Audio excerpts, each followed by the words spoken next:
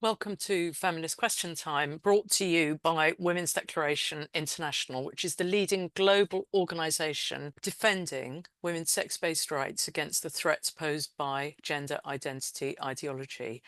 Congratulations on getting here. We're almost all radical feminists here, so possibly the epitome of TERFs. We've been radfem since the 1970s, and our analysis of gender identity ideology has been consistent since then for 50 years.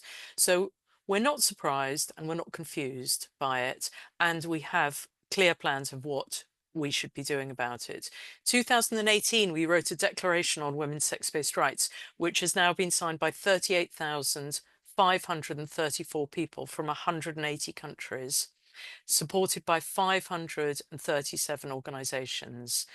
Do join us if you want to get involved in our work promoting this declaration. I'm really pleased to say that today we're going to hear from Shannon and Nina, who you can see on the screen here, from HearSheHearShe.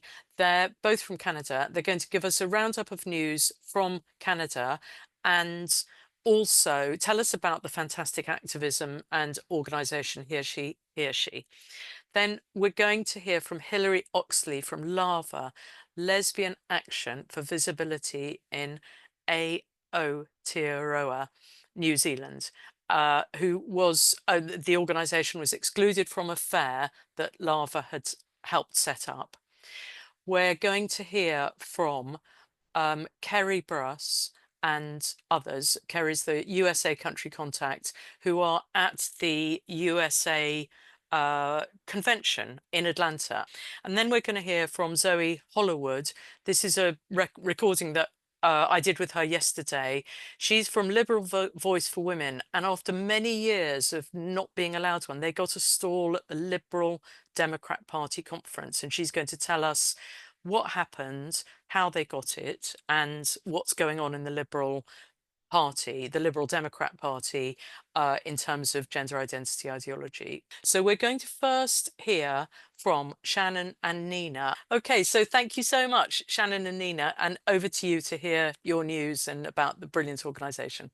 HearSheHearShe. Good morning, sisters. We're grateful you gather round in the women's circle, the hub of humanity. The oldest fact of humanity is womanhood. And if such a fact can fall, all facts can fall. Facts matter, and so do actions. The fact that you're here hearing this means that you are in the right place. You have found the WDI sisterhood, and which was here for me, and I was grateful for all your sisterhood in my daughter's darkest hour. And she is well today. And we wish for you to have two takeaways today. One is to have hope. Actions matter. We can do this. And we wish every woman to have hope for women and children and the future. And two, to know that you can make a difference. Small actions add up. Even 15 minutes a week anonymously can change our world. We offer everything from one-click actions to letter campaigns. Us two Canucks from HearSheHearShe make the actions easy. Sisterhood matters, and we love to cross-pollinate, so we encourage sisters to send us actions that you know of so we can share them. Shannon does the weekly email that is chock-a-block full of information and petitions. And then we have the Friday Zoom. I'm actually doing your lines now, so I'm going to stop. We love to cross-pollinate. It's all good. We also stand for free speech and want to make sure that, we wish that the whole world had one A. I'm a Canuck in California, and Nina is in BC, and having international sisterhood here is amazing. So we're keener Canucks from what we now call Tranada. I'm a permanent snowbird. We're fighting the blasphemy and the AGP hosers, eh? And we're going to get their gitch in a knot and start a kerfuffle.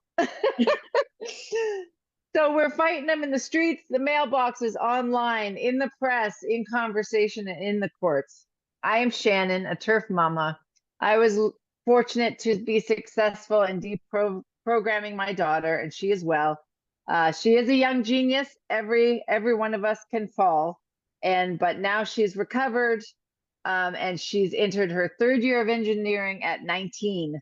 So she's back on track, and she's actually proud that she's a female. So she's not a full TERF yet, but she's proud to be a female engineer. So it's always nice to share good news. I wish all mothers could have it, and we will fight until they do so. You can see Nina and ours other interviews that we've done with WDI for more information.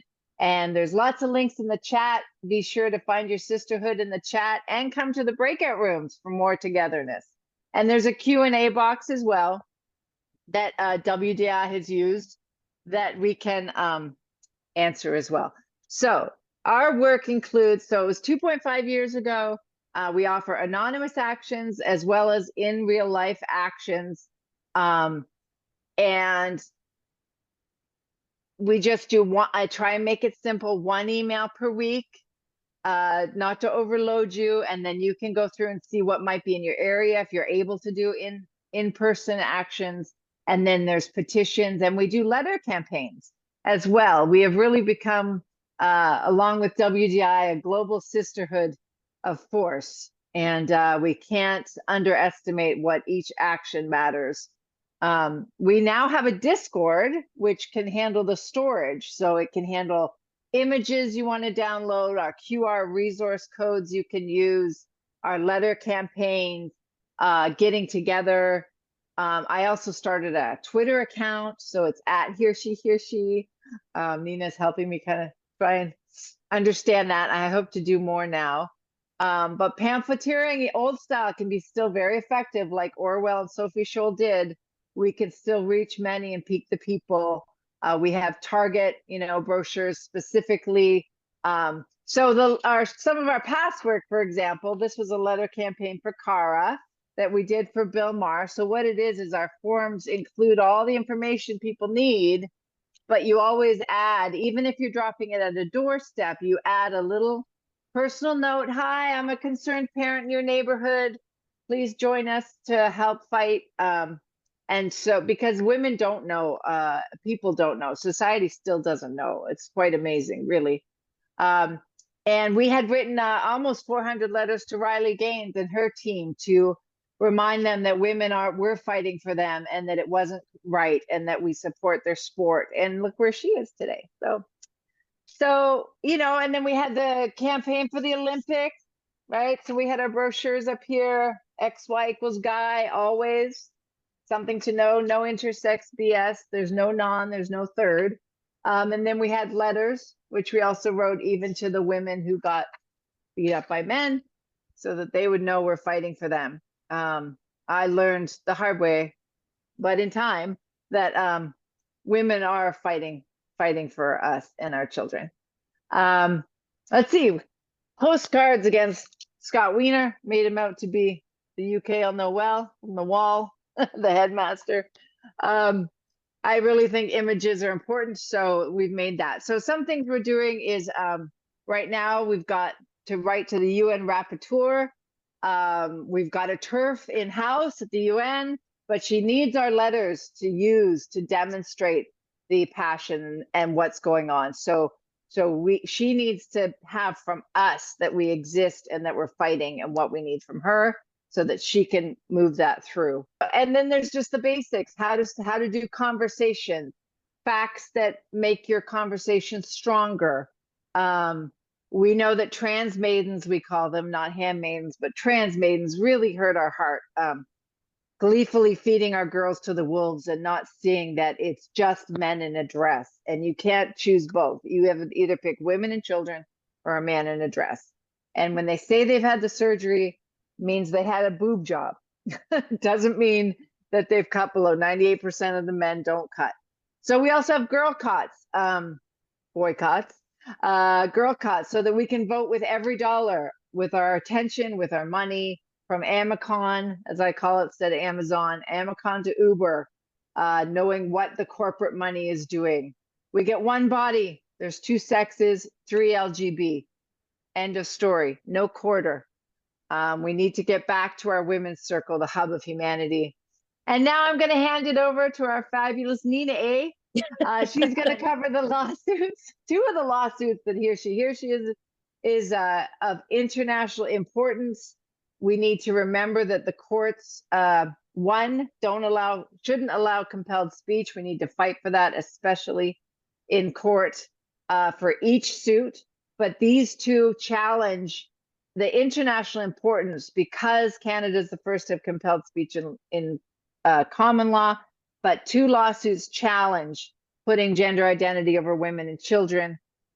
So our dear sister, a young, homeless, disabled woman, is strong and she's fighting. She's going to take it to fight against the Salvation Army having men in women's shelters. She dealt with it herself and she is taking this on. And we can all support her by Cash App at HearSheHearShe. Every dollar counts because obviously it's a David and Goliath situation, and Salvation Army has hired Denton's Law.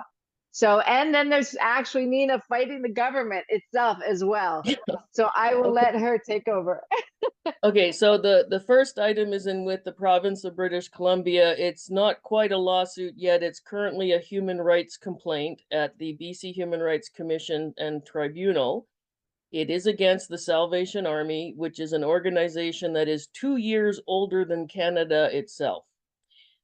They provide they're one of the bigger shelter providers across Canada and the USA, and they get government funding for this. And so they have their policy where they are now supporting gender ideology against women. And they have a shelter where they say there's a women's floor and a men's floor, which doesn't mean much when someone can self-ID into it. I met the complainant randomly off of the Spinster website, and then we met in person and began hanging out. And she had filed the complaint initially on her own, and then at one point I stepped in and became advocate for her in the process. And they are now trying to dismiss it utterly because it's against because a component of it is against gender ideology, with the actual complaint being that they failed in their fiduciary duty to provide safe services to her. And so the point we're at with that is I have filed the paperwork to try to prevent them from canceling the from dismissing the claim, and have asked them to actually add the province of British Columbia for having created the policy, having created the funding programs that required all the nonprofits to then include this. For example, in the 90s, I was a volunteer at the Vancouver Women's Health Collective. I returned there in 2021 to learn that the archive of all of the work going back to the 1970s has been put through the shredder or thrown out. That was over 2,000 books, 4 filing cabinets of medical clippings, of decades of medical clippings from newspapers, as well as the most important doctor directory that women would fill out and help each other find doctors and access medical care. So the impact of gender ideology isn't just harm to women, but it meets the hate crime criteria of destroying documentation. And this is where the government levels are 100% responsible for these actions. We're waiting now. Salvation Army began using their in-house lawyers, and then they switched over to Denton's Law Firm, which is an international firm that's been pushing gender ideology, and they're donors to all the groups, and that's been a big part of the corporate takeover. So we are now waiting for a final submission from Denton's to counter, what we had put in, saying that she had, she'd filled out the form saying, she needed single sex, same sex, single sex accommodation and services, and that was denied to her. And we have invited the Justice Minister to join in, and they haven't written back. And yeah, Denton's is a very big law firm, and they started with a junior lawyer, and now they have a partner lawyer who's taken over. And that it's women lawyers is really more tragic, or at least women named lawyers. So yes, we will be applying to get a provincial judiciary review of the commission and tribunals process, in addition to still pursuing against Salvation Army.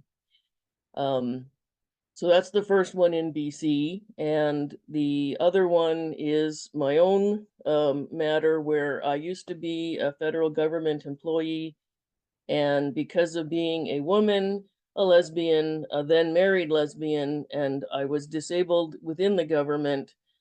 These are 4 protected categories where I faced discrimination. And then the fifth category is being an atheist / non-believer, which I'm extending to include to gender ideology, which has actually created this huge barrier to healthcare services and the public square. On the 19th, so I've been working through government processes towards the Supreme Court for 14 years now.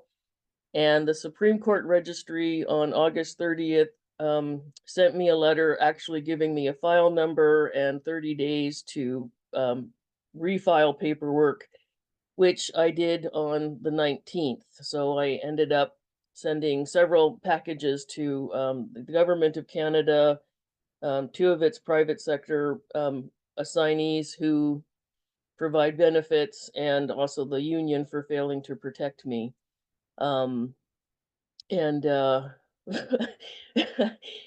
it's quite frightening.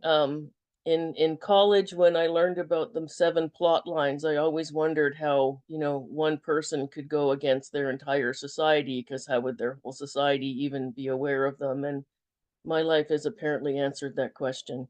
I'd like to show you right now is just the letterhead from the Supreme Court letter that I waited 14 years to get, going through after the internal processes from Transport Canada to the federal human rights complaint, a BC human rights complaint, and then federal court and federal appeals court. And now I got this letter that actually gave me a number. And that was very exciting and a long time overdue. And in case anyone thinks that letter writing doesn't help, I'd also like to show you this one I got from Buckingham Palace when I wrote to His Majesty King Charles III. And they actually wrote, "Thank you for your letter to the King. Whilst it was thoughtful of you to take the time to write as you did, I should inform you that it is not possible for His Majesty to do as you ask due to the nature of his position as constitutional sovereign. Nevertheless, I am to convey the King's warmest good wishes, which I would like to share with everybody, and then remind you to write to the UN Raconteur," and I'll throw the address back up there in just a minute. And the third and final part of my presentation is that I have joined the L community that Jenny Watson has started. And I've just yesterday taken on the role of I'm going to be doing the social media stuff for them as well. And if you haven't joined the L community, the link is there. And also because I'm in Vancouver, BC, vancouverlesbian.ca is where I organize meetups. And usually get told I'm a bigot for saying men can't be lesbians, even after decades of men claiming all women are bisexual, or I'm a lesbian because I'm attracted to lesbians, and that's not what it means. So yeah, so don't be nervous about writing. Royalty is actually incompatible with equality too. So remember, we're all people, women are people. And, write to get, what your concerns are, to the people in positions of power who can do something. And don't think that everyone in the civil service is really on board with this. Most of them are keeping their heads down to try to avoid being bullied, to hang on to their jobs. And mine was taken away from me because I was a woman and a lesbian, then married, and it's quite a bizarre thing in government. So I'll keep you updated to see what happens after all the responses come in, where my court case should be hopefully then proceeding. Yep, and the Salvation Army beast, we've got this young homeless woman who Nina has helped greatly in BC, but it's an international case. It can have, because Canada is part of common law, it can be a lot, and it's the Salvation Army. So well, the other part big. about Canada is when Canada did the Charter of Rights in the 1980s, it was the first nation who actually made women directly persons under the law. Previously, we had been the property of men we were related to. And the Charter of Rights gave women direct access to rights, and now gender ideology has taken it away and has oppressed inside of words that were already oppressed upon. And gender ideology was not a hand up to rights, but a leg over women's rights. And that is something I wrote directly to the BC Justice Minister, and was actually, they quoted it back to me. Nice. I love it. That's when you know your words matter, every action matters. You know, our Charter of Rights in Canada is our Constitution. It was 1982. Okay, so that's what, but at least it says male and female in that charter. So we have to fight for, they don't define male and female because who knew that would Well, need to get done. you didn't have to. The law was not, the law does not exist in a vacuum where people aren't supposed to be applying their actual knowledge and common sense. As I did write to King Charles, gender ideology has created a bizarreness in law where nobility may not self-ID into or out of titles, but peasants can. The Magna Carta was done so that the law was not the whim of the king, and gender ideology has made the law the whim of any peasant. Okay, so over to you, Kerri. How's it going and what's happening there? I'm here outside our conference room, and this is Mary Lou Singleton. She joined us. Oh, wow. Fantastic. Kara is also here with us. Hi, Cara. Hi, everyone. Jessica. Oh, Jessica. Wow. And what's happening there? What's the, have you been going for a day already, or are you, tell us what's going on at the conference? Well, last night we had our first opening session, and that was wonderful. Today, so far, we've had the plenary Building Bridges to Amplify the Women's Liberation Movement with Dr. Suzanne Forbes-Deerling, Mary Elizabeth Castle, Alexandra Renee, and Denise Traina. And we're going to be looking forward to a full day of conferences and what have you, all day. So I just want to say a main session is breaking up now, and there are tons of incredible women who are wandering around. Amy Sousa is going to be giving a talk in a few minutes about sublimating sexism, the misogyny of the DSM. Who else is here? Oh my goodness. Let's see. Levy's about to host a breakout room. Lauren Levy is About hosting a lesbian breakout culture. room. Yep, about Exciting. lesbian culture and radical feminism. Jenny Poyer Ackerman was here talking about Democrats for an informed approach to gender. We've got Joanne Parent, who is going to be our Janice Raymond keynote speaker.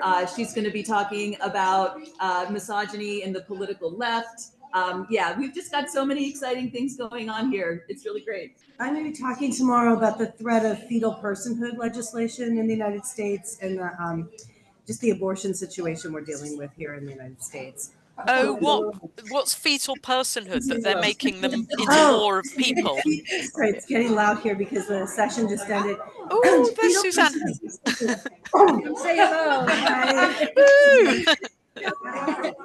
Fetal personhood is, I think, a uniquely United States legal phenomenon where our government is trying to give constitutional rights to fertilized eggs, embryos, and fetuses, which essentially eliminates the rights of women while they are carrying fertilized eggs, embryos, and fetuses, and turns pregnancy into a 9-month suspension of our civil rights. Wow. So it's going much further than, that would probably be further than anywhere else in the world. Absolutely. And it gives men the right to restrict women's freedom and sue for prenatal custody. It's horrific. It's it's a bad legal concept that is being wow. And can we hear from Suzanne? Suzanne, what have you just been giving a talk, Suzanne, or are you? Yeah. Hi everybody. Hello world. How many times have you managed to have these huge conferences in the States as your conventions? 3. It's your third one. So We've had 3, and they've been wonderful. Hey, Tanya. Oh, yeah, for anyone who is familiar with Mary Kate Delby, Mary Kate Delby, recent Twitter sensation. Oh, yes. She's back here. Mary Kate, get in the frame. Oh, wow. And Mary Kate's been amplifying our message, or the message, gender critical sex-based rights, massively, hasn't she? Excellent there. Excellent. Yes. I mean, I would just say we were just saying there's so many of us and we're doing so many different creative things and linking up together, and we're doing this virtual linking up, but you're actually all in person. But we're doing these, and we're sometimes we've got slightly different angles, but it's fantastic, isn't it, that we're together as well? Wow. Hey. We're all so happy here because we're all together. You know, it's not easy to gather. And then to be with you, Joe, and everybody around the world is fantastic. So, Kerri wants to tell you something about these wonderful shirts that were designed by a woman in Oregon. Kerri, do you want to? Crystal, do you want to talk about your shirts for a minute on FUT? Okay, so Crystal designed these shirts. It's a little chaotic. Here, go down that way. Okay. Either way is fine. Go ahead. Go ahead. Hi there. My name is Crystal, and I'm from Portland, Oregon. We have a increasingly popular sports bar, which you may have heard of, called the Sports Bra. And what they're doing is playing exclusively women's sports. So we want to support that. And when we read their mission statement on their website, it looks like it's a clubhouse for us. So simultaneously, we have boys who claim to be girls, not only participating in high school girls track, in this particular case, track teams, but sweeping the state. Sweeping the state's records, sweeping the state's the state championship in this past spring. So there was some protest at the state championship about that, and the mother of this boy reached out to the Sports Bra and asked their organization to celebrate him. So, and they agreed to do that. So I woke up one morning, and of course watching the bus tour, the WDI. Oh, yes, absolutely. So anyway, I just woke up one morning and said I wanted to go to the Sports Bra. I wanted to wear these shirts, claim it as our clubhouse, and so we've made this, and I've been able to travel with them. And did the Sports Bra take it? Have you been banned from the Sports Bra, or are you? No, they let you in? We plan to go back. In fact, they're being franchised by Serena Williams and her husband. There's going to be an opportunity to go there again and again and again and represent our message. Oh, we should get one in the UK then, because it's a brilliant thing. Sorry. I'm sorry, Joe, to interrupt, but we've got like 30 seconds, and we want to say hello to Amy Sousa here. Oh, hi, Amy. It's great to be on with everyone. It's lovely to see you.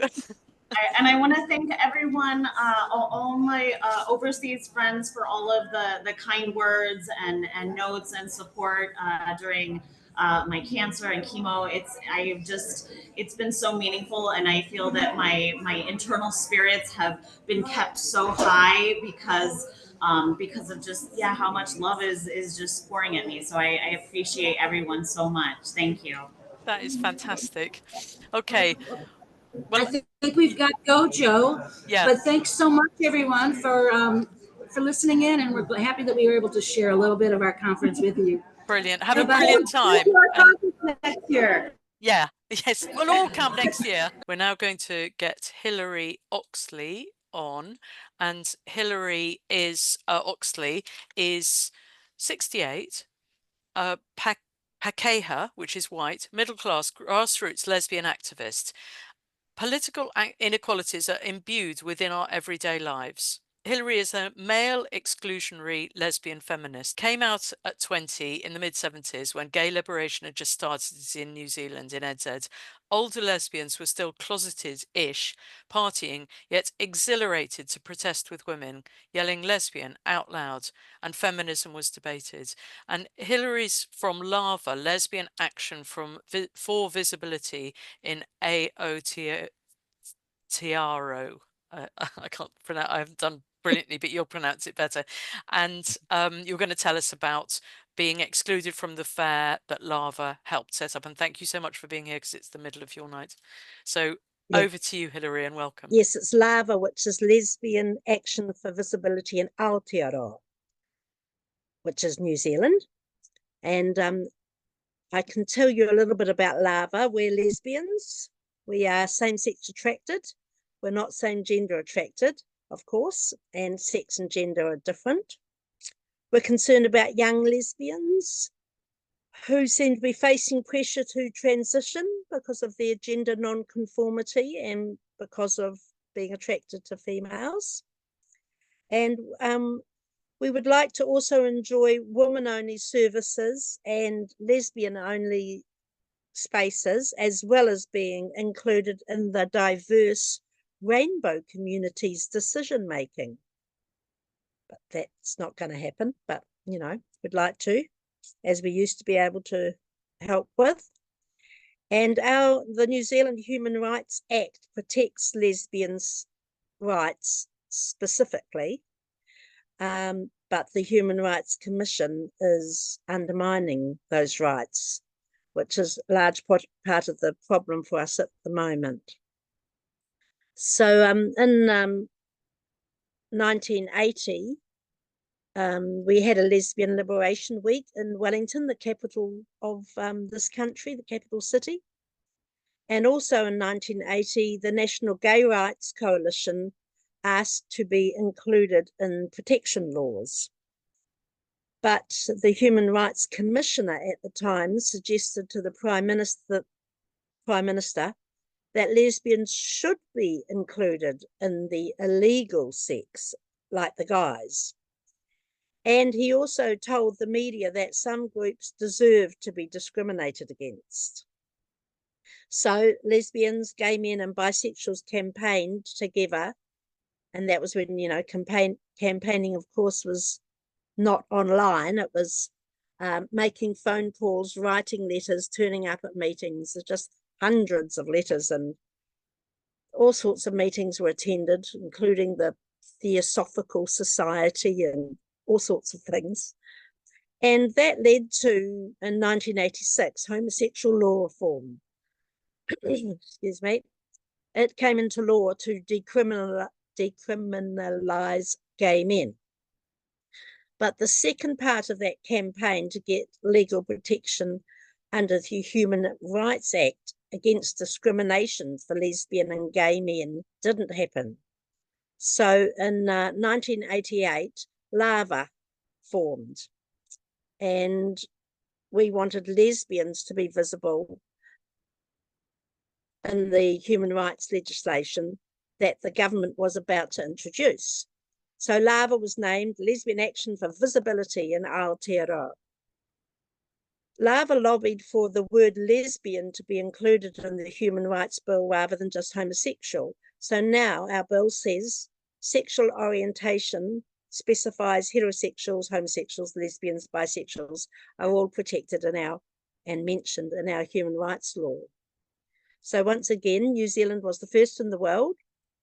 Women won the vote in 1893, and that was on September the 19th, 2 days ago. And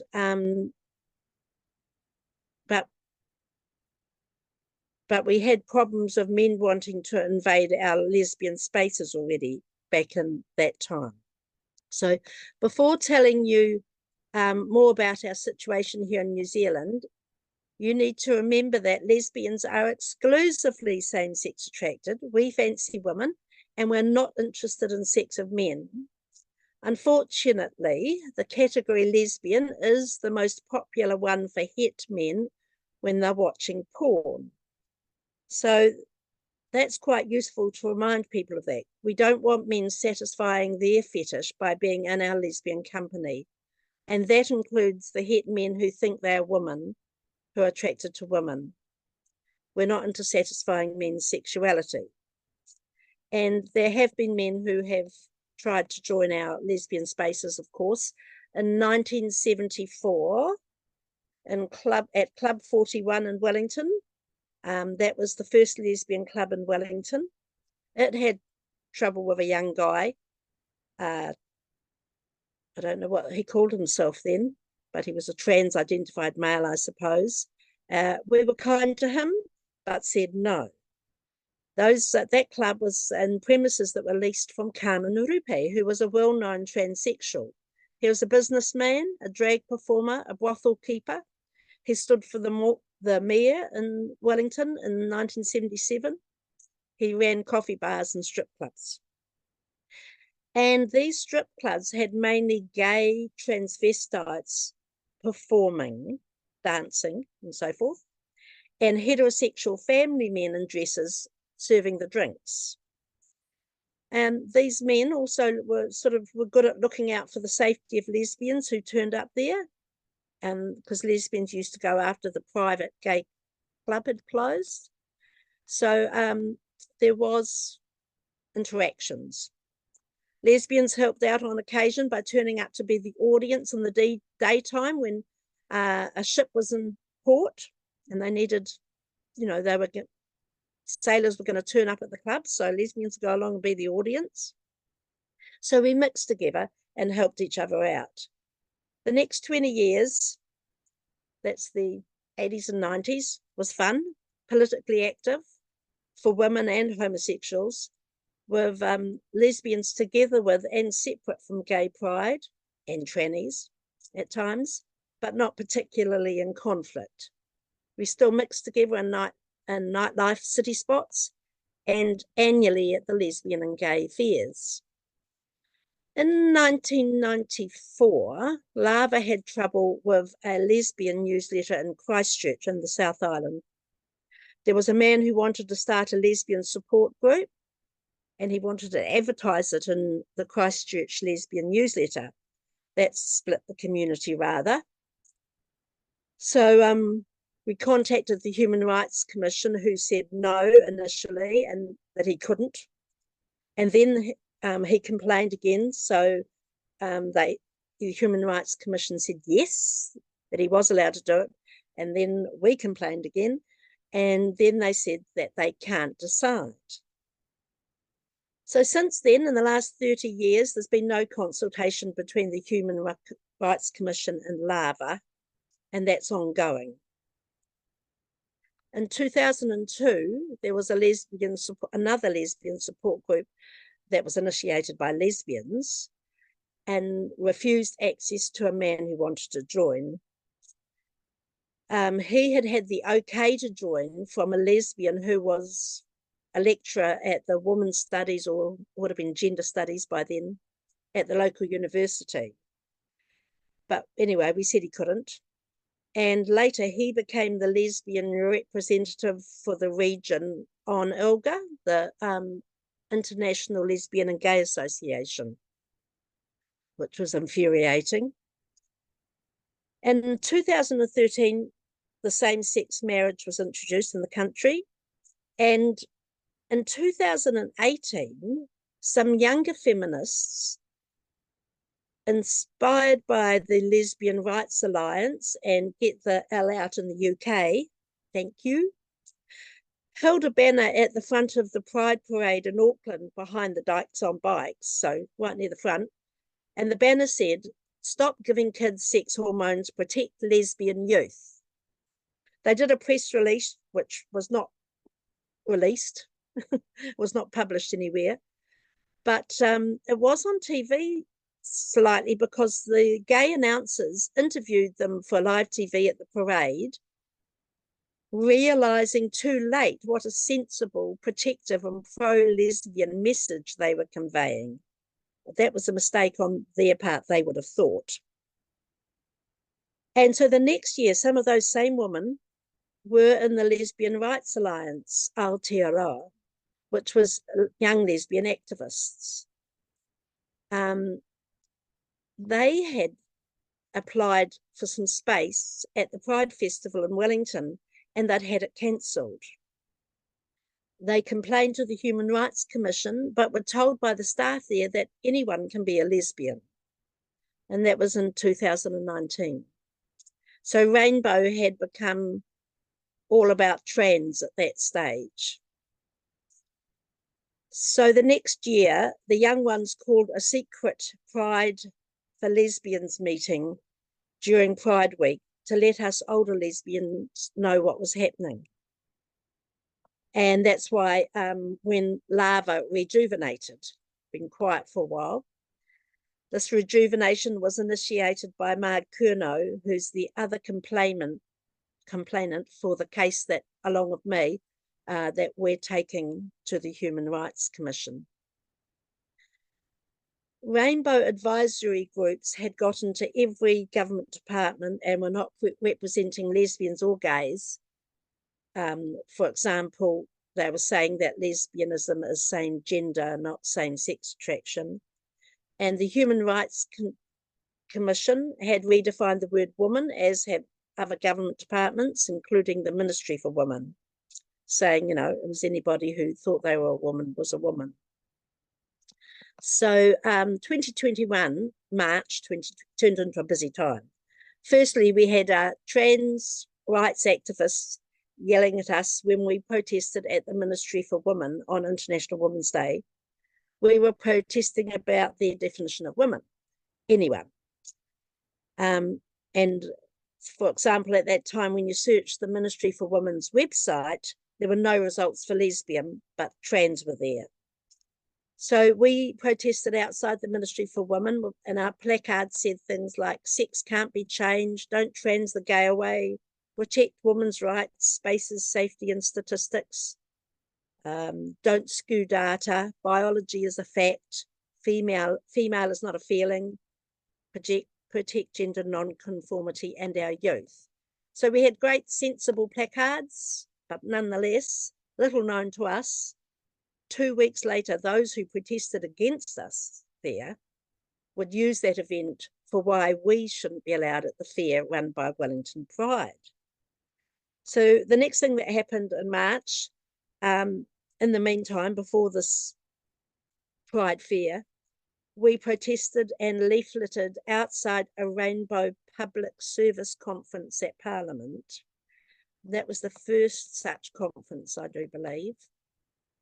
Then the third thing that happened in March, 4 days before the fair, we were told that our spot that we had booked at the annual Out in the City fair in Wellington was no longer available. It was cancelled because they'd heard our views expressed on International Women's Day. And they said that we did not fit with their kaupapa. Kaupapa is principles. We, Lava, assert that men can't be women and lesbians are same-sex attracted, both of which nowadays are political opinions and not only reality. Pride claimed that Lava was trans-exclusionary. They reckon that the fair participants should be standing side by side with the most marginalised of the marginalised, including our transgender whānau family, and the marginalisation that they face on the daily. So this standing side by side is, of course, exactly what we had done at these lesbian and gay fairs, as they used to be called, over the past 35 years. We, including lesbians, have been there publicly side by side as broadly inclusive, diverse examples of the rainbow communities, even while not agreeing with each other entirely. So after receiving the cancellation email, Lava requested a meeting to discuss the issue, but we received no reply, despite a stated commitment on Wellington Pride's website to having the hard conversations and to give voice and representation to all. Our intention at this fair in 2021 had been to display a huge map that we'd made showing the Wellington sites of historical, political and social significance to lesbians from the 1950s to the century. It was to inspire, we wanted to inspire the newer lesbians. We had done so much in those decades, it was a very busy map. But since we had been barred from the fair, we had a demonstration outside the fair. So on the day of the fair, a dozen Lava members displayed the map, along with old political posters outside the fair. A noisy counter-protest formed and surrounded us, chanting, "Pack your shit and go," in our faces. Right there. and displayed signs bearing slogans such as "fuck turf cunts." So I was there handing out our media release to people entering the fair, and I engaged in conversation with women, and I heard that they cannot find lesbian events or groups to join in on, and these were newish women. I also talked to one of the trans rights activists, a young bloke, who was shocked to see our te reo, Māori language, posters that lesbian anti-racism groups had made 35 years ago. He thought that we were all racist, as he'd been told at the university, because he talked about that word that starts with I, intersectionality, was explaining to me what it meant. So this sort of really demonstrated to me that this trans rights activism is obviously not a grassroots movement, or otherwise he'd have known about our activism of 30 to 40 years ago. So at that demonstration outside the fair, Pride called the police and barred some lesbians from re-entering the premises. These were lesbians who had come out from the fair to support us. It was a really noisy, stressful, and a very sad day. So we made a complaint to the Human Rights Commission about discrimination under the Human Rights Act. That led to 2 rounds of mediation, both of which had no resolution, which meant that in December 2022, we lodged a complaint with the Human Rights Review Tribunal, and we are currently preparing for a hearing which will take place later this year or early next year. We're claiming that Pride offered a service and that they unlawfully discriminated against Lava on the basis of Lava's political opinions and our sexual orientation, because we're same-sex attracted, not same-gender attracted. They had said we would make trans people feel unsafe because of Lava's assertion that sex and sexual orientation exclude trans women from being women and lesbians. Yet Pride denies that Lava's opinions are political opinions and claims that Lava's support for known anti-trans activists such as J.K. Rowling and Julie Bindel is evidence of transphobia. So I don't know how many times you have to explain it to them, but they don't get it, or they pretend not to. Pride is claiming that they were right to cancel our booking and that the Human Rights Act allows them to protect trans people from our harmful views. That is, the views that lesbians are women and that women are adult human females. However, our Human Rights Act doesn't mention the trans people or gender. It does mention sex, sexual orientation, including lesbians, and political opinions, which we say our gender critical and sex realist views are. A difference between New Zealand and the UK, for example, is that in the UK, philosophical beliefs are protected under the Equality Act. In New Zealand, it is political opinions that are protected. So we have to prove that our gender critical beliefs are political opinions. And many of us feminists already understand that the personal is political. So New Zealand is one of the countries most affected by the negative impacts of gender ideology. We have 10 times more young people on puberty blockers per capita than the UK does, 10 times more. And that is when the restricting access on the recommendation of the Cass Review hadn't even come into effect. So even before that came into effect, we had 10 times more young people on puberty blockers per capita. So if this case is successful, it'll be a turning point internationally, we think. It acknowledged that pride is political and gender ideology is political, and we are all entitled to hold a political opinion about it.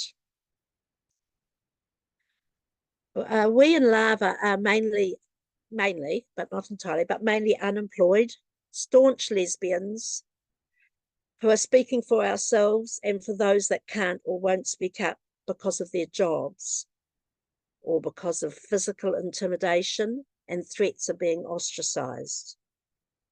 And we're seeking your support to promote our campaign for awareness and fundraising. We've already managed to raise approximately $10,000, which is an eighth of our target of $80,000 New Zealand dollars for our estimated legal costs. Mainly, we've got the 10,000 so far. That's 12% of the 88% to go. We've still got 88% to go. But what we've got so far has come from within New Zealand. But our country's population is only 5 million.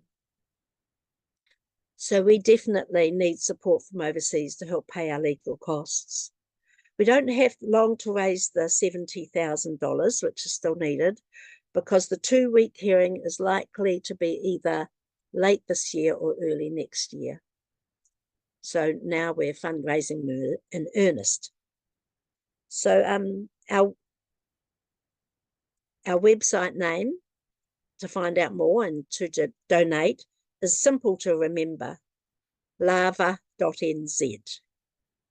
I could repeat this several times in a cult manner, a simple message, lava.nz. I don't know if I've taken up all my time or not. Carry on for like 2 or 3 more minutes if you want. Yeah. Okay, that's good. That's handy, because it'd be quite good to tell you about our youth health and our media here. So in the media, our most popular news website in New Zealand is called Stuff. And for example, for the 4 years from 2020 until 2024, only 2 out of the 102 articles on the subject were questioning gender identity. There was 13 of those 102 were fairly balanced. We've had no coverage of Maya Forstater, and we have had 1 opinion piece only about the Cass Review. So it's pathetic. And people just don't know about it, what's going on, even though it's in every government department. And the situation of health, particularly for youth, is that we only have 1 mutilation surgeon in New Zealand, which is good. And that's lucky, because there's not enough counsellors in New Zealand, apparently, according to one of the people who pushes puberty blockers. So she uses that not enough counsellors as justification for having to refer young people on to transitioning. So in the last few years, since being discriminated against by the Out in the City Fair, Lava's been explaining and fighting for better law changes than what we've ended up with. In 2022, self-ID sex came into law, but the Human Rights Act says we can still have single-sex services, facilities and sports. So we can still have that. So other factors apart from birth certificates can be taken into consideration for this. It's up to the provider to rely on their own policies to what sex means. And another new law is conversion practices prohibition, like elsewhere. It's using that Moat and Bailey technique, confusing homosexual with transsexuals to their advantage and falling back on homosexual examples to justify unrelated trans situations. Our Human Rights Act has not actually changed. It specifies sex, but the Human Rights Commission says the protection is the same gender, not same sex. the Human Rights Commissioner that we've had over the last few years and who's just left was Professor Paul Hunt. He was at the Yogyakarta discussions in 2006, or maybe anyway, the second one's 2017, as was Professor Wintermuth, who has since said that in those discussions they did not consider the effects on women, nor that fully intact men would be benefited. So Professor Wintermuth's fabulous. He suggested the law could have simply sought to protect people from violence, harassment or discrimination based on gender non-conforming appearance or behaviour, which is much like what has been suggested to our Law Commission here earlier this month by groups such as ours. Since being banned by the Out in the City, the Pride Fair, a friend and I went in 2023, not to confront, but to enjoy it and be present and as lesbians and support newer lesbians. We were wearing T-shirts, which you won't be able to see, but with Out Lesbian and Proud Woman on them. We got supportive responses to the T-shirt from lesbians at the fair, but the people running the fair tried to have us removed. Why? Because they'd been following us around and keeping an eye on us. Then we came upon a display at the Rainbow Human Rights display by the Human Rights Commission, which invited us to write ideas for discussion on this huge bit of paper, ideas of what we wanted from the Human Rights Commission. So I wrote something about wanting there to be protection on the right for lesbians to meet in the safety of lesbian-only groups, so as to feel safe and supported amongst equals. So Pride wanted to have us removed because my note suggested that men are dangerous. And I only know all this because there's a woman from Pride told us when she had hold of the bit of paper that I'd put my message on and said gloatingly, "You shouldn't have left that message here." So for some reason that was meant to be threatening. Zoe Hollowood from Liberal Voice for Women, thanks so much for coming on Feminist Question Time. Can you tell us, to start off with, what's Liberal Voice for Women? Yeah, absolutely. Thank you for having me on, Jo. Really appreciate it. So if I can rewind even a little bit before that for our international audience, I just wanted to tell you a little bit about the Liberal Democrat Party, which we're a part of.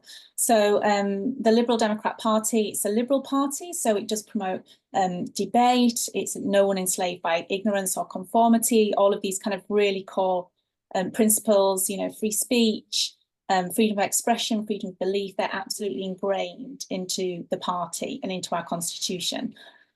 And in the last parliament, after a number of by-election wins, we were up to 15 MPs, so still quite a small party. Used to be a significantly bigger party, and in 2010, some of you may remember, were in coalition with the Tory government. But in the election that's just gone, in July, we're now up to 72 MPs. So wow. significantly more influence in the House of Commons. So we get more select committee chairs, more time to ask questions and things like that. So the third biggest party. So, you know, quite important to have a party that's not completely captured by gender ideology. And so Liberal Voice for Women came about in 2021. And that's when we formally constituted and I became the chair. And prior to that, I think it's fair to say when gender ideology first entered the Lib Dems, people, you know, we all know, people didn't really know what was going on. So I think if you look back on some of the early motions that were passed at our conference, because within the Liberal Democrats, they allow members to propose motions to pass a conference. There were these motions that were passed in 2015, for instance, that promoted the use of puberty blockers, talked about using the WPATH guidelines and all of this kind of thing. But the narrative was all, this is just the next civil rights movement. This is the next LGB movement.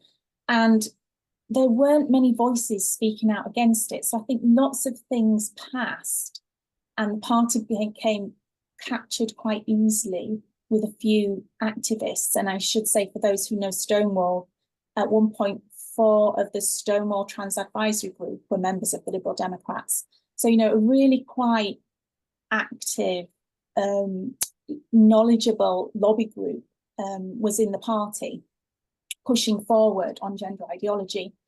And without any voices pushing back, I think people just went along with it, right? You know, and I think it took a while. I think probably about 2019, 2018, when Amy Challoner became a member of the Liberal Democrats. And I don't know if people know the case of Amy Challoner. I'm not going to go into it in a great deal of detail, but Amy Challoner, a trans-identifying male who left the Green Party after safeguarding concerns were raised, and then suddenly entered the Liberal Democrats, and people raised safeguarding concerns because Amy's father, I think there was a case against them for child sexual abuse. So this was a concern because they were Amy's agent.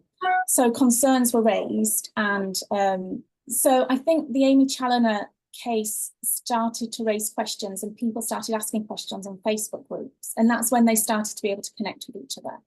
And it took many forms to do this connection at first, and some people left and some people joined, but eventually what came out of that was Liberal Voice for Women, and you can look us up on our website, liberalvoiceforwomen.org. And you know, we're all about sex-based rights and child safeguarding. So as I say, in 2021 I became the chair, and in terms of the work we've done since then, so in 2022 at conference we introduced a constitution amendment to put sex back in the constitution, in part of the constitution, which talks about what we don't discriminate against.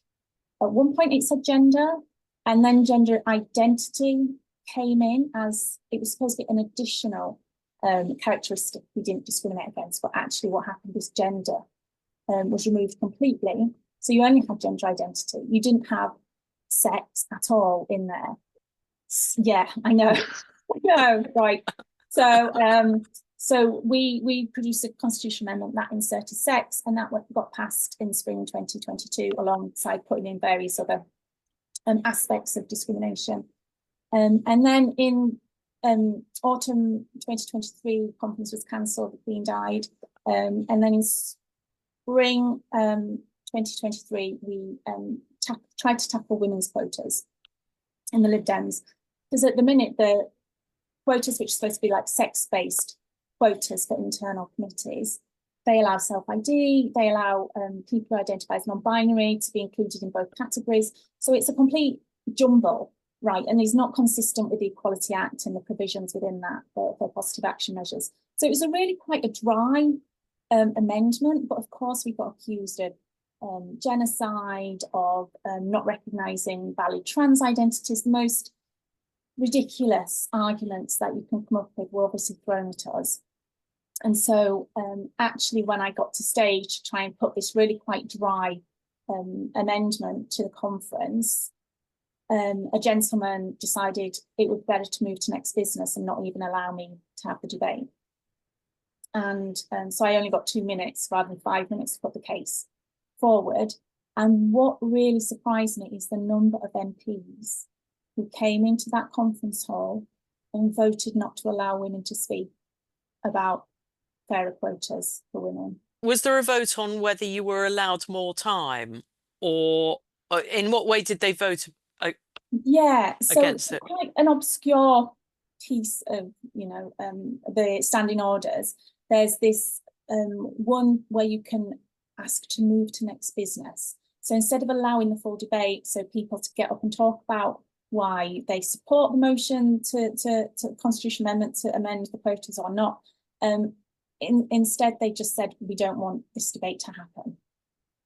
And so I got 2 minutes to advocate for having the debate rather than a full 5 minutes and then the full debate and the explanation. Yeah. So I was gobsmacked, and after they were so angry that I'd even been platformed as well. You know, afterwards I got most horrendous abuse, threats, the rest of it. You know, we've all seen it. So, you know, it's been quite hard going in the party, but what we have been doing as well during that time, if I can talk a bit, not just about the conferences, we've been building our network. So although we only had 15 MPs, because of historical reasons and because of being in coalition, we actually have a really good number of peers in the House of Lords, you know, around 80. And they are Liberal. And they're pretty horrified, some of them, at what is going on, about this shutting down of debate, about silencing people and not letting people speak. And, you know, when the conferences were online, the moderators would just remove all our comments. Of course, you know, a bit more difficult to do when you're face to face, but they still managed to. We've moved to next business.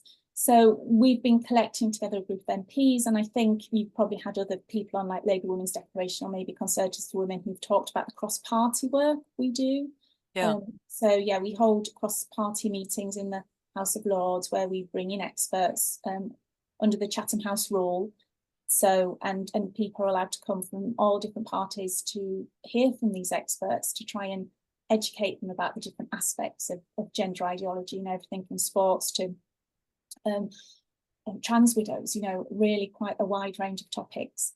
And we've got a number of our peers who attend those, so that's great. So we've been building up that network, and we have some connections to some MPs, but then when there were only 15, that was quite tricky. Now there's 72, that obviously increases the diversity of thought on this, and probably increases some people's willingness to speak out. I think, you know, from a political standpoint, having 15 MPs, they always wanted to look like, you know, they were very together and that there were no differences of opinion, because they couldn't really afford it with 15 MPs. And one of them said to me, Zoe, look at what's happening to the SNP. They are tearing themselves apart. We cannot do that. There's not enough of us. We just cannot go into that territory. And that was kind of used as a reason to suppress the debate as well. So where we got to at the end of autumn 2023 is that we launched our little book, so Liberals and Women's Rights, which was great. And I will read a little passage from that in a bit. But and then we got to a point as well where we were applying to put an advert in conference literature for our Fringe event. Our very first Fringe event, it was brilliant. You know, we had lots of international speakers from around the world come in and giving their international perspective on gender ideology. And the party said, no, you can't have a booking. Was this 2022? 2023, end of 2023. Yeah. You can't have a Fringe, you can't have an advert that you're willing to pay a ridiculous sum for. No, and we said, why? And they wouldn't tell us why. And then again, they've not been allowing us we've applied for party body rates to have a stall at conference. They've said no for the past 3 or 4 years. We applied for a regional conference because, you know, the party's divided into little regions like East of England, etc. So we applied to do a stall at a regional conference. They said no, we were too controversial apparently to have. So we just got to a point where we were like, the party is never going to give us a platform. It's continually squashing this debate and not allowing it to happen, and silencing us. So I'm not going to go into the details of the how, but eventually we got the party to a position where they took legal advice. And the legal advice was pretty clear, and not that I would have come on here and necessarily spoken about it, but if anyone saw Mark Pack's speech, who's the party president, which means he chairs the federal board, which is like the strategy and the main decision-making body, he stood up on that stage and said, yes, the legal advice means that we can no longer sort of ban these women from having a stall. I mean, it was extraordinary. It wasn't a Liberal case of actually, you know, a really positive Liberal case of, you know, we welcome debate, it's important all sides of a debate are heard, nothing like that. It was, I'm really frustrated with the Equality Act, you know, there are those we would wish to have here and others, and he used the we as the party president. Now, wearing that mantle as the party president makes it sound like the whole party doesn't want us there. And I'll be really honest, I mean, we only heard on the Tuesday before conference on the Saturday that we had a stall, so it was a bit of a scramble. And was this just last week? Yes, this is just yes. So you last Tuesday, you heard that you did have a stall. Yes. Yeah. So frantic flyer printing and all sorts, as I'm sure you can imagine. Yeah, so we heard we had this stall, and of course, whenever you put yourself out there, you're a bit nervous because you think, will anyone come? Don't you? You think, well, I'm sure other people think like we do, but you know, and it was great. Honestly, like brilliant, like lots of people coming to ask questions. We launched our manifesto, which again, you can see on our website, or you can actually sign up if you're a Lib Dem member. And it's all just about supporting single sex spaces and our language and data and things like that. Very sort of unobjectionable manifesto. You know, people had most wonderful conversations with people. So I'll choose a few if you don't mind, to just give you a flavour of the type of conversations. So one gentleman wandered over and said to me, he said, I've really struggled with this one. He said, because to me, this just sounded like the next civil rights movement, and LGBT just, you know, LGB just parcelled up, and this was the next iteration of that. He said, but as a liberal, I always like to look at things from the counterfactual and see and test and prod where the arguments might be against it. And he said, and when I did that, I could see there were some real issues. So there were some real liberal thinkers, and this is one of the party's longest, you know, been a party member for a long, long time. And, you know, that was brilliant to sort of hear liberals actually saying, actually, when you do look at this argument from a woman's perspective, and you think about the things like the sports and the prisons, you know, it's kind of obvious there's a clash of rights here. And if there's a clash of rights, we need to sit down and talk about it, right? You don't just tell the women they need to just shut up and get on with it. Another guy, again, another part of Big Wig, was talking to one of us, and he said, you should have never been banned. So that was great to hear. Another one came, I don't know if you saw, there was this gigantic trans flag put up outside the Brighton Conference Hall to protest our presence. And one guy walked past and he got into a conversation saying, oh, what's all this about? And he told him, and that guy flew into the building to find us because he was like, I agree with you, thank you. And stuff. So, you know, they advertised for us. So the more they kind of try, and I'm not joking, our stall, you know, was, some of the stalls around us had put up trans flags, trans posters, and even though that was not their central aim, and this is what was interesting to me, because people talk about this a lot, how if you let gender ideology filter into your organisation, it diverts you from your true purpose, and you just end up having to sort of deal with gender ideology or identity politics type stuff. And that's what was happening, right? These stalls that were there to talk about, you know, Hong Kong or all these other areas, they were just decorated with trans stuff. And I was thinking, you know, really, guys, this is not what you're here to talk about. But, you know, it's fine. You know, they were fine to protest. And someone came up to me and said, it has not been unnoticed, the bullying and intimidation that's going on. And just want to say thank you for handling it with the quiet dignity that you guys are doing, and that you're just getting on with it. And we were, right? You know, they shoved us in this corner. But actually it made people more happy to come over and speak to us. And, you know, it was really good. I couldn't have asked. I mean, it's not that everyone agreed with us, but the vast majority did. And we were one of the so the vast majority of people at the conference, you would say? The vast majority who came to our stall to speak I see. with us, yeah. did so because they agreed with us and they wanted to send it to our manifesto. And they, you know, there were women there who were like, I've always been a bit terrified to say anything about this, but I just feel like they're taking our rights. And, you know, and they like, and some of them were quite elderly women, and you could tell, elderly women, you could tell this is quite a big deal for them, that they were really sort of out of their comfort zone, but they'd had enough. Right? And it was just wonderful. It was very affirming to speak to so many people. I had a thing at the hustings. Bernadette O'Malley, who is our UK country contact, she stood for the Party of Women in my local area. And at one of the hustings, there was a Lib Dem woman standing in southwest Hertfordshire. So at the end of it, I went up and said, you know, you were great, but I wouldn't vote for Lib Dems because of your position on gender identity ideology. And she looked completely terrified of me just saying that. And I said, well, why do you take that position? And again, she looked really confused and terrified. And I thought, as a candidate, that's really weird. She did talk a bit, and she just said, oh, poor men or poor people. We want to support their poor people. And I was saying there's a clash of rights. And then she carries on looking quite terrified. And then her husband came over and was quite aggressive to me, saying, "Stop, I don't want you talking." He didn't quite say these words, but like, "Stop talking about this. My wife's really tired." And I thought it's so interesting that she was unsure and maybe ambivalent about it. Yeah. Didn't quite know how to express herself, but it was him policing her.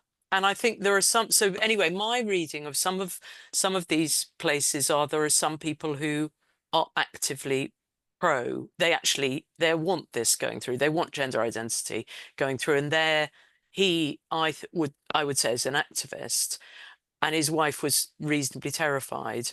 And yeah, anyway, did you get much of that? The sort of people outing themselves as...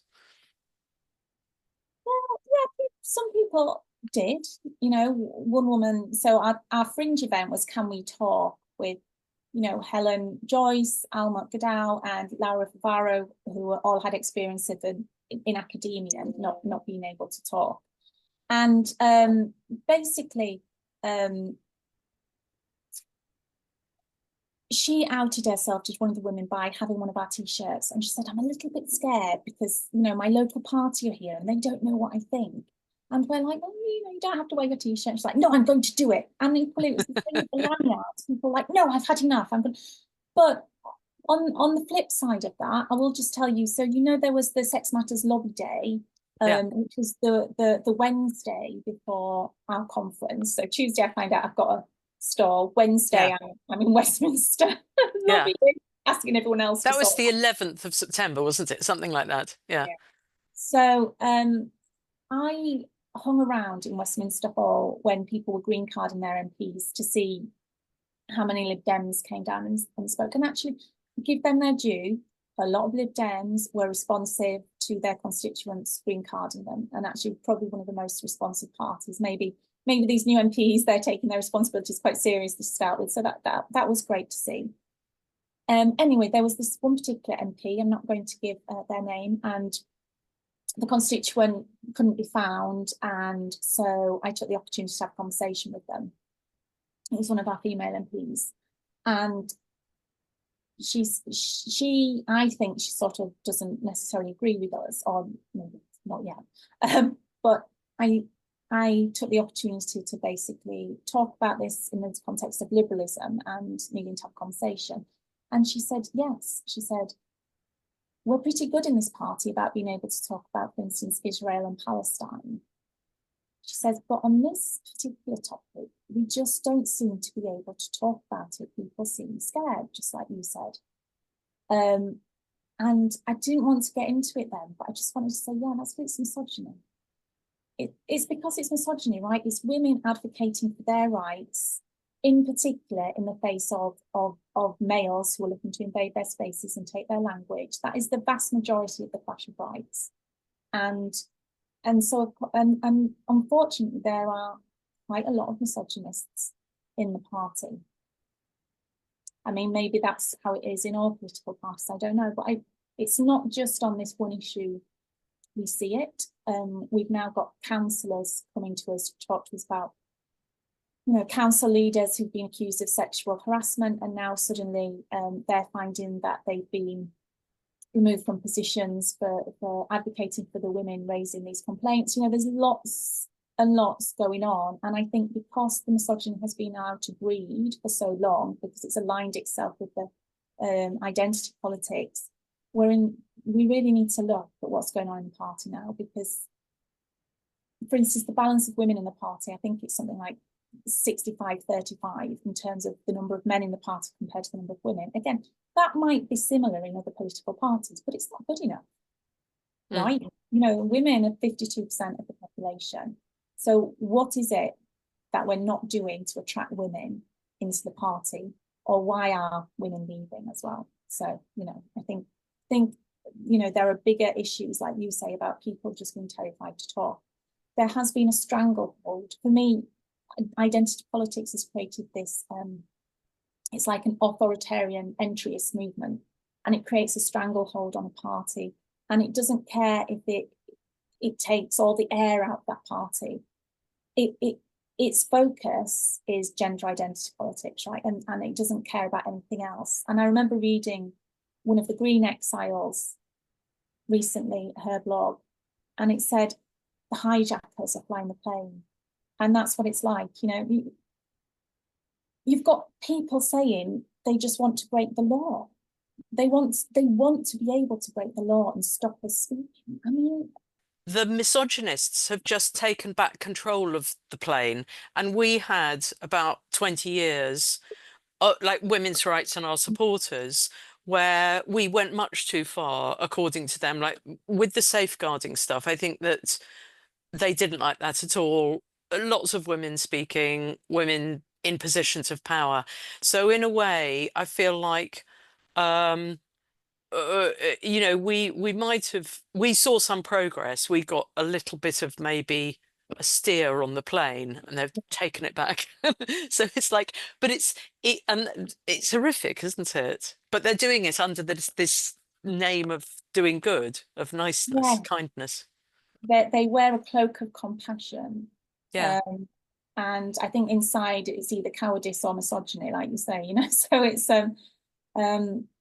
yeah, I think there is something to it. I think there are some people who are genuine believers. You know, obviously, you know, people say, so why are people in the party? They're so keen on it. I mean, some of them are trans identifying people, right? I can understand why some of them feel the way that they do. Some of them are parents who have trans identifying children. And, you know, again, I can understand why they might feel so strongly about something. They've made decisions about children and things. I can understand why they feel strongly about something. But I think you're right. I think some of it is just some men who are just misogynists who are taking this opportunity to beat down on women again.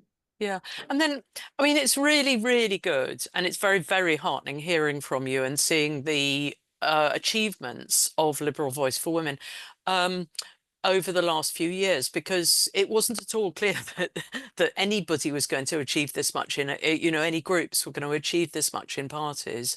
So it's really positive. What are your next steps? What do you think you're going to do next? And is it, do you have a program, don't you, of webinars and? Yeah, so we have our monthly events. I think, you know, we're going to consolidate after conference. We've got lots of new sign-ups. We've got our manifesto now. We've got 72 new MPs, you know, one of whom signed our manifesto. So, you know, I think we need to get round and have conversations with those other MPs and get to know them, invite them, some of them, to the cross-party meetings. And I think for some of them, it's, should I stick my head above the parapet on this issue? And I think the case has to be made that unless they do, the party can't operate as a serious political party that wants to take second place and be the opposition next time, because there's a stranglehold by these, you know, these quite illiberal activists. So I think there's the liberal case to make by going round the MPs, you know, and I think obviously next time we're at conference, we'll be allowed a fringe within the conference hall. So this time, again, we were off-site because of the lateness. We had to sort of get going on, I think. And I think that will open up, again, to a wider audience what our views are once we're in the official programme. So I think there's stuff to be done with the parliamentarians, and I think there's stuff to be done with the members. And it might feel like it's a little bit incremental for a while, but I'm really encouraged by the conversations we've had. And it only takes so much to reach the tipping point. We've got internal elections for all our committees next year within the party, for conference positions, to decide which motions go to conference, all of these opportunities for us to be involved in and raising our profile in the party the whole time. I'm hopeful that incrementally, bit by bit, we'll nudge ourselves towards a tipping point and eventually, you know, swing that seesaw the other way. But is how do people buy your book? Yes, that looks very good. Line from that. Yeah. Okay, so the last page. The UK needs a Liberal Party, but an authoritarian Liberal Party is an oxymoron that cannot serve any useful purpose. Censorship and obscurantism are against our history and our identity. Liberals debate. Liberals seek truth over falsehood, light over darkness, and freedom over oppression. And Liberals know that an equality that ignores women is no kind of equality at all. So the woman who mainly wrote this, just her prose is just amazing. So if you go to our website or email us at info@liberalvoiceforwomen.org, or you can click on our website to contact us, and then we can obviously get your details and send a book out. So yes, please do. I think they're £3, so they're a bargain, plus Yeah. P&P. Yeah, that's fantastic. Well,